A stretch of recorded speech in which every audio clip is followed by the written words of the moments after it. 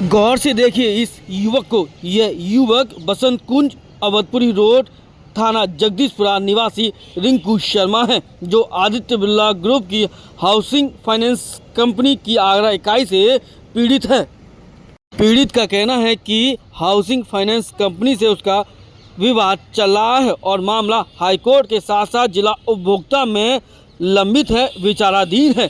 इसके बावजूद भी कंपनी के लोगों और बाउंसर्स ने उसके घर पर जबरन कब्जा किया। घर में रखा सारा सोने चांदी का आभूषण के साथ साथ गृहस्थी का सामान और फैक्ट्री का सामान लेकर फरार हो गए। पीड़ित का कहना है कि आदित्य बिरला ग्रुप की हाउसिंग फाइनेंस कंपनी के अधिकारियों ने हाईकोर्ट के आदेशों को भी हवा में उड़ा दिया है। अब उन्होंने दो टूक शब्दों में कहा कि जब घर का पूरा सामान, गृहस्थी का सामान, सोने चांदी के आभूषण और फैक्ट्री का पूरा सामान ले गए, अब वो हैंड टू माउथ हो गया है, यानी परिवार चलाने को उसके पास कुछ नहीं है। इसलिए वह 24 घंटे बाद अपने परिवार के साथ जिला मुख्यालय के सामने आत्मदाह कर सकता है अगर उसका सामान वापस नहीं हुआ और पुलिस ने उसकी कोई सुनवाई नहीं की। पीड़ित ने बताया कि उसने आदित्य बिरला ग्रुप की हाउसिंग फाइनेंस कंपनी से लोन लिया था। लोन लगभग 35 लाख रुपए था और इसमें से उसने 15 से 16 लाख रुपए चुका दिया है। कुछ परिस्थितियां ठीक नहीं रही, जिसके चलते वो 7 से 8 महीने किस्त जमा नहीं कर पाया, जिसका फ़ायदा अब हाउसिंग कंपनी के लोग उठा रहे हैं। उसके घर पर कब्जा कर लिया है और पूरा सामान को भी अपने संग ले गए हैं। वह पैसा चुकाना चाहता है लेकिन उसे समय नहीं दिया जा रहा है। रिंकू जी, क्या करते हैं आप? मैं एक सोने चांदी की मैन्युफैक्चरिंग यूनिट है मेरी, मैं उसमें मतलब व्यापारी हूँ मैं। तो ये क्या करने, सुसाइड क्यों आप धमकी दे रहे हैं, क्या मामला है? सब ऐसा हुआ है, मैंने 35 से 36 लाख रुपए का लोन लिया था Aditya Birla housing finance limited की कंपनी है उससे जी।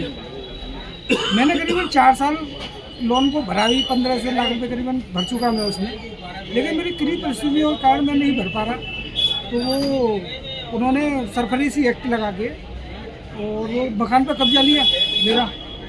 उसके बाद में हमने हाईकोर्ट में ही मामला चल रहा है, मेरे को उससे पहले स्टे नहीं मिल पाई और मैं उनके उसमें चला गया। तो उन्होंने एक तरह से हाईकोर्ट में मुकदमा था, लेकिन मुकदमा होते हुए भी उन्होंने जबरन कब्जा लिया मकान। उसके बाद में उन्होंने बिड लगाने का हमें सूचना नहीं दी। हाँ, मीडिएशन का भी लेटर भेजा, हम मीडिएशन वाले दिन गए और मीडिएशन वाले दिन मैं और मेरे गए तो उन्होंने बदतमीजी करके मारपीट करके वहाँ से भगा दिया, जहाँ हमने हमारा मकान बेच दिया, जबकि मेरे पास कोई मीडिएशन का नोटिस भेजा उन्होंने न कुछ किया। अब क्या करेंगे? उसके बाद में अभी भी परसों आए, ना तो मेरे पास मकान खाली करने का कोई नोटिस दिया उन्होंने, न कुछ किया, और वैसे ही जबरन आए और मकान का ताला तोड़ के और अपना लूट करके ले गए। मैंने सबसे पहले 112 पे फ़ोन लगाया, वहाँ से एक बहन आई, मैंने उनसे मदद की गुहार लगाई। उन्होंने मेरी कोई मदद करने से इनकार कर दिया कि मैं नहीं कर सकता आपकी कोई मदद, आप थाने चले जाइए। मैं तुरंत थाने गया।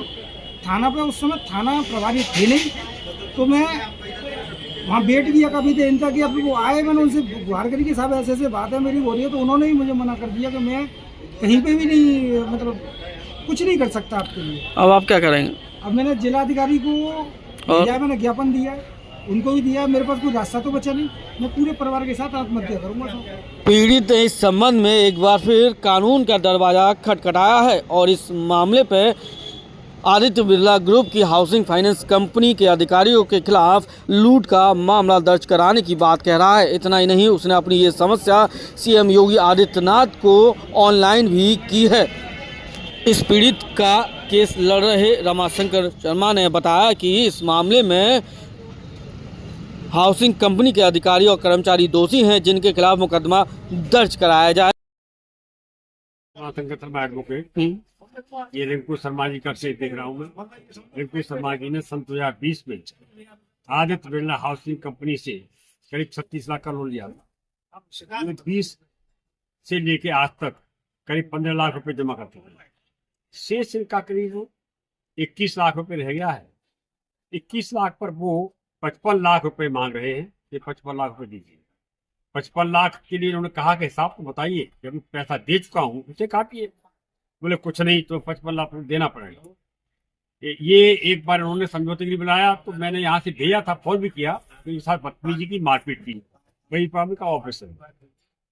इन्होंने मेरे माध्यम से जिला उपभोक्ता पत्तों आयोग द्वितीय में कलेक्ट्रेट पर बात दायर किया है।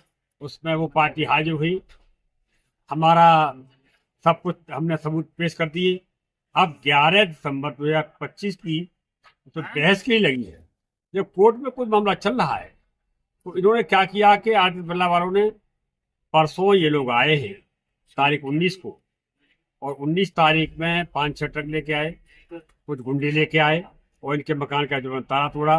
ये पहुंचे, इन्होंने मना किया तो इनकी करपट्टी पे रिवॉल्वर दी, इनके साथ मारपीट की, माँ बहन की बदबदी गालियाँ दी, इनको भगा दिया और सारा सामान इनका 6-7-8 ट्रकों में, जो मशीनें थी इनके व्यापार की, सोना चांदी कपड़े जेवर रुपए बर्तन भाड़े जो कुछ था, खाट बाट चारपाई बैठ फैट सब ले गए वो। और कौन कौन सी थी सर? मतलब एक तरीके से लूट की है। तो इन्होंने उसी दिन 19 तारीख को ही मुख्यमंत्री पोर्टल पर डाला, जिलाधिकारी को लिखा, पुलिस कमिश्नर को लिखा, कोई फर्क नहीं पड़ा। फिर ये थाने गए, कल जगदीशपुर थाने में गए, ऐसों ने भगा दिया कि चल भाग यहाँ से, हम कुछ नहीं कर सकते इसमें, जाइए आप। अब इस आदमी के पास इसने कल मुख्यमंत्री और जिलाधिकारी को भेजा है और ये कहा है कि मेरे पास मेरे परिवार के अलावा है, क्योंकि मैं तो भागी हो गया, मेरा सारा सामान मिल गया, रहने को घर नहीं है, जैसे मैंने आपको ऊपर छत नहीं रही, ऐसे फोटो और मैं कैसे जीऊंगा। अच्छा ये 24 तारीख को इन्होंने अल्टीमेटम दे दिया है जिलाधिकारी को कि मैं आत्महत्या करूं, परिवार से आत्महत्या करूंगा।